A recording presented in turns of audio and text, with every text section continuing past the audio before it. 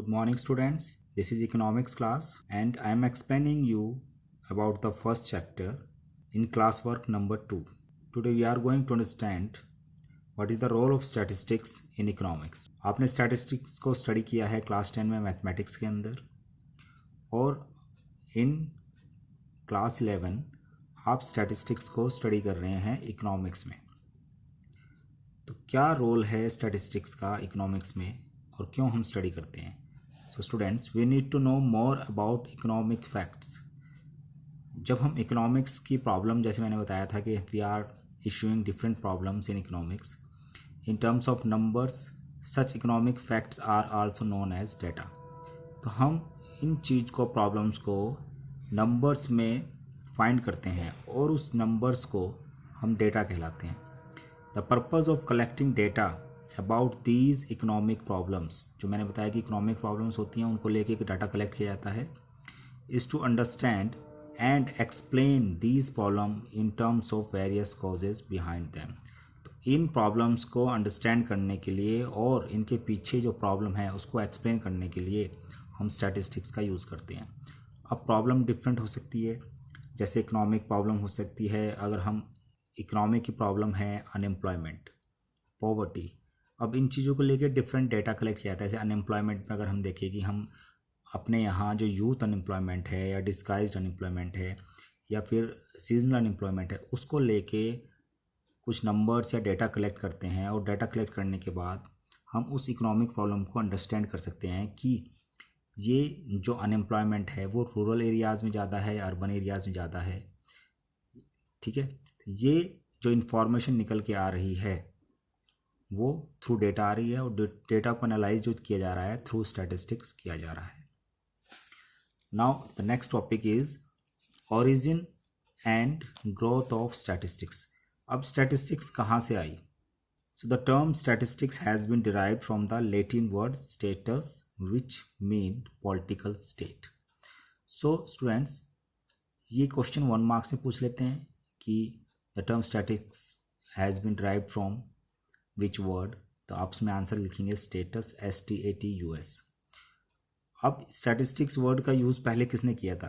The term statistic was first use by German scientist Gottfried एचवेल।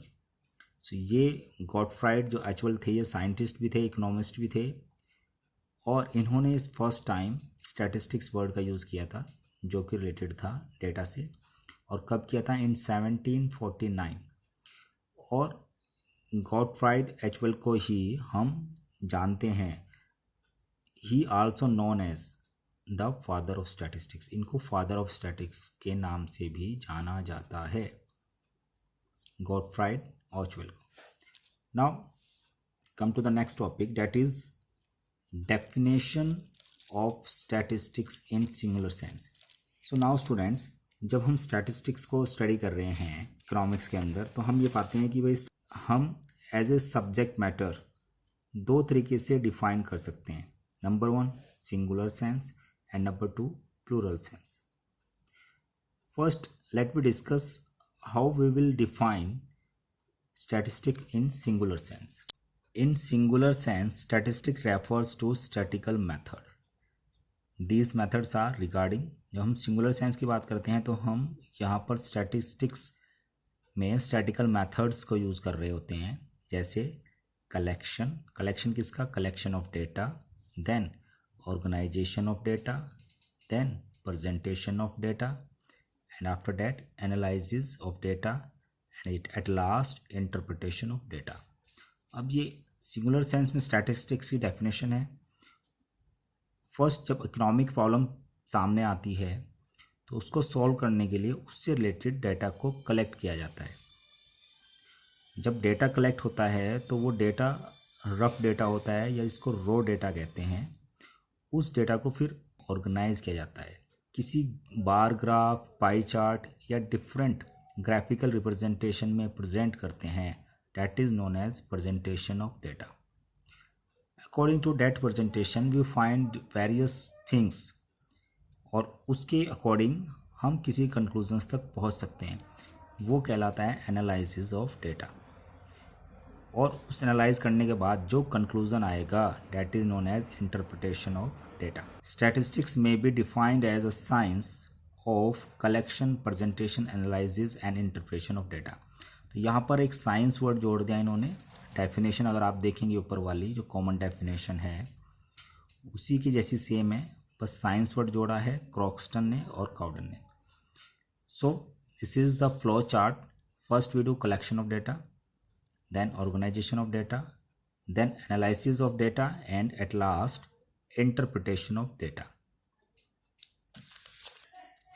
Now as I said that statistics is defined both in singular sense and plural sense. अब बात करते हैं plural sense में। So in plural sense statistics means numerical facts systematically collected as described by Oxford Dictionary. तो ये numerical जो fact है उनको सिस्टमेटिकली कलेक्ट करना is a plural sense, is a definition in plural sense. Thus the simple meaning of statistics in plural sense is data. तो हम कह सकते हैं कि सिंपल मीनिंग है स्टैटिस्टिक्स का प्लूरल सेंस में वो है रिलेटेड टू डेटा। अब डेटा को कैसे हम ये कहेंगे कि ये पर्टिकुलर डेटा जो है वो स्टैटिस्टिक्स है और which data is not a statistics. अब मैं कहता हूँ कि एक एग्जांपल लेते हैं, अ काउ हैज़ 4 legs। अब आप कहोगे यहाँ पर भी 4 नंबर्स आ रहा है और स्टैटिस्टिक्स एक नंबर को रिप्रेजेंट करता है, तो 4 legs आ रहा है, तो क्या ये एक स्टैटिस्टिक डेटा है? No, it is not statistics data. हम स्टैटिस्टिक्स डेटा उसको कहेंगे जो कि रिलेट टू सम इंक्वायरी और सम फिनोमिना, जो रिलेट करता हो किसी इंक्वायरी से और फिनोमिना। फॉर एग्जाम्पल मैं कहता हूं कि एवरेज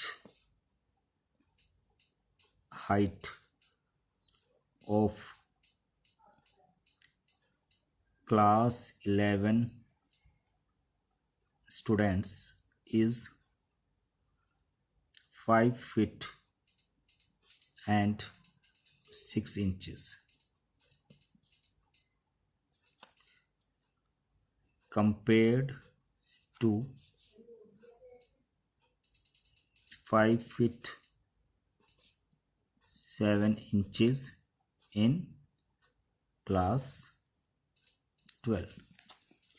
सो ये जो सेकंड एग्जाम्पल हमने देखा इसमें फर्स्ट तो एक इंक्वायरी है that is showing average height, और सेकेंडली एक कंपैरिजन है between class 11 and class 12 students, जो इन दोनों क्लास के बीच के फिनोमेना को डिस्क्राइब कर रहा है। तो दैट्स द डिफरेंस कि which data are statistics and which data are not statistics.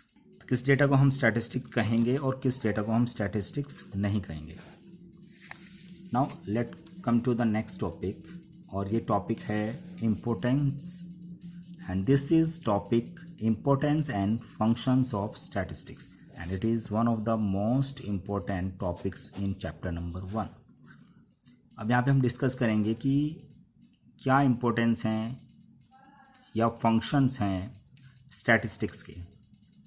Number 1 is in statistics we study quantitative expression of economic problem. जितने भी इकोनॉमिक प्रॉब्लम्स हैं हम उनको क्वांटिटेटिव एक्सप्रेशन कर सकते हैं थ्रू द स्टैटिस्टिक्स।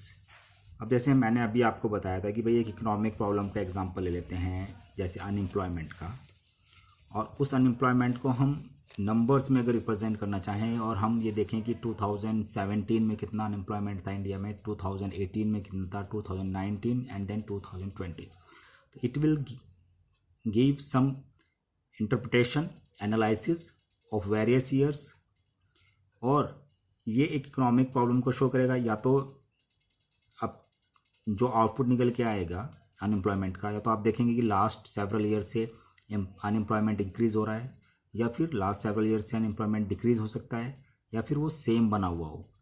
तो ये एक तरह का क्वांटिटेटिव एक्सप्रेशन हो जाता है इकोनॉमिक प्रॉब्लम का। Number 2 is inter sectoral and inter temporal comparison. Temporal meaning होता है पीरियड से, टाइम से। हमें अनएम्प्लॉयमेंट इकोनॉमिक प्रॉब्लम है वो ही चेक करनी है, और हम इंटर सेक्टोरल में डिफरेंट सेक्टर्स में अनएम्प्लॉयमेंट चेक कर सकते हैं। अगर हम वर्किंग कंडीशन के अकॉर्डिंग देखें तो प्राइमरी सेक्टर में क्या है, सेकेंडरी सेक्टर में क्या है, और टर्सरी सेक्टर में अनएम्प्लॉयमेंट कितना है। या फिर हम लोकेशन वाइज चेक करें। लोकेशन वाइज चेक में हो सकता है कि आप कहेंगे भाई रूरल एरियाज़ में अनएम्प्लॉयमेंट चेक कर सकते हैं और अर्बन एरियाज़ में। That is known as inter sectoral comparison. फिर जब बात करते हैं इंटर टेम्पोरल, तो ये पीरियड को शो करता है, टाइम्स को। तो ये शो करता है कि किसी पीरियड के अंदर क्या चेंज आया है। This would mean making a comparison over different periods. So in inter temporal comparison हम ये चेक करते हैं कि डिफरेंट पीरियड्स में या डिफरेंट टाइम पे क्या कंपैरिजन देखने को मिला है। लास्ट डेकेड में अनएम्प्लॉयमेंट कितना था और इस डेकेड में अनएम्प्लॉयमेंट कितना है। तो ये जब हम कंपैरिजन करते हैं तो that is known as inter temporal comparison. Number 3, working out cause and effect relationship. देखिए, जब भी कोई इकोनॉमिक प्रॉब्लम को हम डायग्नोज करते हैं, डायग्नोज होता है उसकी जांच करना, तो हमें उसके कारण पता चलते हैं, कोज, और उस कारण की वजह से क्या इफेक्ट आए हैं वो पता चलते हैं। तो इसको भी हम फाइंड कर सकते हैं with the help of statistics. Cause and effect relationship का एक एग्जांपल ले सकते हैं। अगर ये पता लगाना हो कि भाई इन्वेस्टमेंट डिक्रीज़ हो रहा है इकोनॉमी में, अगर डिमांड डिक्रीज़ होती है गुड्स एंड सर्विसेज की, तो प्रोड्यूसर्स इन्वेस्टमेंट भी डिक्रीज़ कर देता है इकोनॉमी के अंदर। सो ये हम फाइंड कर सकते हैं with the help of cause and effect relationship. Now construction of economic theories और इकोनॉमिक मॉडल्स। स्टैटिस्टिक्स की हेल्प से डिफरेंट इकोनॉमिक थ्योरीज और इकोनॉमिक मॉडल्स बिल्डअप किए जा सकते हैं। जैसे जब हम रिलेशनशिप देखते हैं प्राइस और डिमांड के बीच में, क्योंकि माइक्रो इकोनॉमिक्स में पढ़ेंगे, तो यू फाइंड कि जब प्राइजेज इंक्रीज़ होते हैं तो डिमांड डिक्रीज़ होती है, और जब प्राइजेज डिक्रीज़ होते हैं तो डिमांड इंक्रीज़ होती है। तो ये प्राइस और डिमांड के बीच में एक इन्वर्स रिलेशनशिप शो कर रहा है। मतलब एक इंक्रीज़ होता है तो दूसरा डिक्रीज़ होता है, और एक डिक्रीज़ होता है तो दूसरा इंक्रीज़ होता है। सो ये थ्योरी बिल्टअप होती है। इस थ्योरी के अकॉर्डिंग एक थ्योरी निकल के आती है, that is known as law of demand. और ये किसकी हेल्प से हुई है? With the help of statistics, क्योंकि हमने डिफरेंट प्राइस लेवल पर डिफरेंट डिमांड को एनालिसिस किया। Then economic forecasting. Forecasting related होती है प्रिडिक्शन, किसी चीज़ की प्रिडिक्शन करना। तो कुछ ascertain the future course of certain events which are economic significance। Price level study किया जाए लास्ट सेवरल ईयर्स का, सेवरल ईयर्स। सो उससे हम ये पता लगा सकते हैं कि लास्ट सेवरल ईयर्स से प्राइस इंक्रीज़ हो रहे हैं या डिक्रीज़ हो रहे हैं। अगर प्राइजेज इंक्रीज़ हो रहे हैं, प्राइस किसके? गुड्स एंड सर्विसेज के, तो हम एक फोरकास्टिंग ये भी कह सकते हैं कि भाई लास्ट 10 ईयर्स में 10% प्राइजेज इंक्रीज़ हुए हैं, तो नेक्स्ट ईयर्स में भी 10% प्राइस ही इंक्रीज़ होंगे। तो ये क्या है? ड्यू टू द हमने पास्ट प्राइस लेवल को स्टडी किया है, उसके अकॉर्डिंग हम फोरकास्ट कर पा रहे हैं। और जब हम पास्ट प्राइस लेवल को स्टडी कर रहे हैं तो कहीं ना कहीं हम डेटा को स्टडी कर रहे हैं, पिछले डेटा को, और पिछला डेटा जो स्टडी हो रहा है वो with the help of statistics he study हो रहा है। नेक्स्ट है फॉर्मुलेशन ऑफ पॉलिसीज़। ये पॉलिसीज़ प्रिपेयर की जाती है गवर्नमेंट बजट के अंदर, और गवर्नमेंट बजट को प्रिपेयर करते हैं और फाइनेंस मिनिस्टर, और वही डिसाइड करते हैं according to the different data कि टैक्सेस को इंक्रीज़ करना है, डिक्रीज़ करना है, और जिससे कि गवर्नमेंट का जो रेवेन्यू है वो एक हेल्थी स्टेटस में रहे। ये सारे जो पॉलिसीज़ को डिसाइड किया जाता है, डिसीजन लिया जाता है, वो on the basis of different statistical data. So the government accordingly tax rates are fixed to get maximum possible revenue with minimum possible discomfort to the people, कि ज़्यादा से ज़्यादा रेवेन्यू जनरेट भी हो गवर्नमेंट के लिए और जो पीपल है, जो पब्लिक है, जो हाउस होल्ड्स हैं, उनको भी ज़्यादा डिस्कम्फर्ट ना हो। ये भी डिसाइड किया जाता है with the help of statistics, different data के अकॉर्डिंग ही। Now the last one is economic equilibrium. अब इक्विलिब्रियम क्या होती है? इक्विलिब्रियम को हम स्टेट ऑफ बैलेंस भी कहते हैं, स्टेट ऑफ बैलेंस। तो it is the state of balance for the producer और द कंज्यूमर। ये वो पॉइंट होता है जहाँ पर दोनों विन विन सिचुएशन में होते हैं, प्रोड्यूसर भी विन करता है और कंज्यूमर भी। अब प्रोड्यूसर का विन या उसके लिए बेनिफिशियल क्या सिचुएशन होती है? Producer will get maximum profit. और कंज्यूमर की विन सिचुएशन क्या होती है कि consumer get the maximum satisfaction. तो कंज्यूमर को अपने नीड सेटिस्फाई करने के लिए मैक्सिमम सेटिस्फेक्शन चाहिए और प्रोड्यूसर को प्रॉफिट मैक्सिमाइजेशन करना है। तो where the producer finds that his profit are maximise और where the consumer finds that his satisfaction is maximum. तो वो सिचुएशन दोनों के लिए विन विन सिचुएशन होती है। और इसी को कैसे फाइंड करें जिसमें प्रोड्यूसर को भी बेनिफिट हो और कंज्यूमर को भी बेनिफिट हो, ये हम स्टडी करते हैं इकोनॉमिक्स के अंदर और इसी को कहलाते हैं economic equilibrium. So these are the points which is showing the importance, and so that's all for the today students. Thank you, have a nice day.